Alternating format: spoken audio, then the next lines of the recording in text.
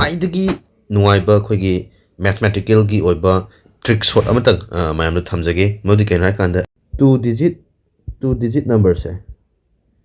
to digit number की अखोई square value है स्क्वायर वैल्यू से चिपा फाबदुदी इराई लाई पोनी को अदु कईगुम समटाइम्स काउगिब तारगदी को अखोई सुम टू डिजिट हाइबोनी अखोई 60 70 80 90 स्वाय योखल कांददी खर बेरा काबने अदुतुन को टू डिजिट नंबर की नंबर सिंगसी अखोई स्क्वायर वैल्यू इराई लाई पुथोकपगी अमा लेरमे मैम खंगसु मैम योबिरमगनी मैम मसी याम इंटरेस्टिंग ओइगनी खले लेफोदु यें तामिनसी कमाई तौगदे है कांद खुदम लौरी मीनसी अखोई खुदम से 12 हायरसी 12 की स्कोर से अखोई इराई लाई खंगी 144 ने बट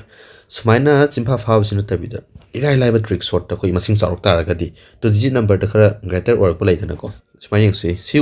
12 स्कोर से कमाई फंगनी है कान कमाई मागी शॉर्टकट से कइनो है कान द यंगसे सी पावर जे अखोई ngaktang नेग्लेक्ट तौसी सिगी 1 गा 2 गा बेस ओइदिबा 1 गा 2 गा डिजिट 12 हाइबा 1 2 डिजिट से सिगी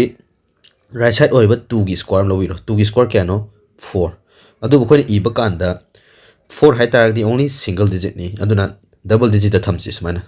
04 हैना 4 नि को से 1 सिगी मु थमसी 1 सिगी सु खोइना 1 स्क्वायर टी क्या नो 01 है सिलेरे अदुगा होल सिगी बेस ओइबा 1 ने 2 ने सिगी पावर ओइबा स्क्वायर सिने पुनः मल्टीप्लाई तौसे मींस 1 into 2 into 2 1 2 2 2 2 4 4 है बनी नत्रा अब तारगदी 4 है पोसे कमाई थमगनी है कांदा समान 04 है थमसे सी प्लस तौब क्या तारे जुदे 1 4 4 समान ताय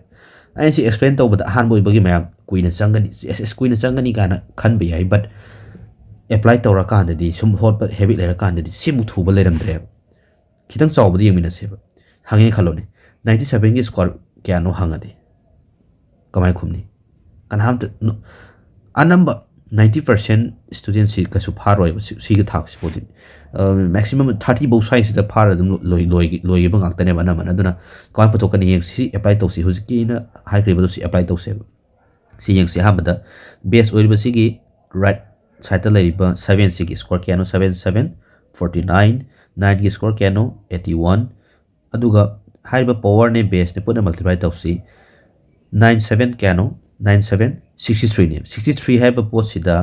2 से मल्टीप्लाई तौदी 26 236 2612 सिगी 126 इस माइन हाप्सन बियो अदु प्लस तौबियो सिगी हापा मतम दा कोइना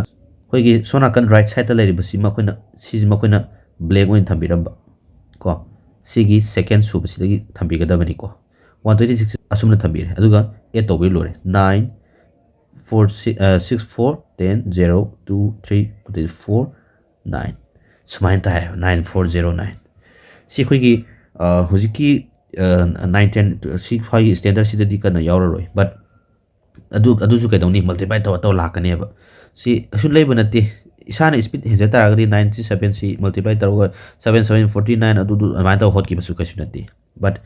शॉर्टकट सिसु यामना दरका वरकनी हाइबदुनी मैंने थमजरी बसी कोई कॉम्पिटिटिव एग्जाम गुमा ला खांता को अदुगा अमगा मु अप्लाई तौसी करब तौसी क्या कितंग को कोई 86 कुंबा तौसी नत्रा 86 स्कोर सेम तानेब 6 की लोबिरो 6 6 36 8 की स्कोर लोबिरो 8 8 64 अदुगा होल मल्टीप्लाई तौबिरो 8 6 क्या नो 48 2 न मल्टीप्लाई तौबिरो 2 8 16 2 4 8 9 96 तो सिट हाप्सन बिरो प्लस तोरो 6 9 3 7 स्माइ ताने सिनिदा सिगी मसिंग अनि मीन्स डिजिट अनि ओइबगी स्कोर वैल्यू पुथोकपगी शॉर्टकट अदुनी मैम द थमजरी बसी मयामगिसु हैनबी लेरमगनी बट सिजु दुम खंजिन बिबा कानागनी हाबसु दुम थमजगे परे साइड बसमिनसी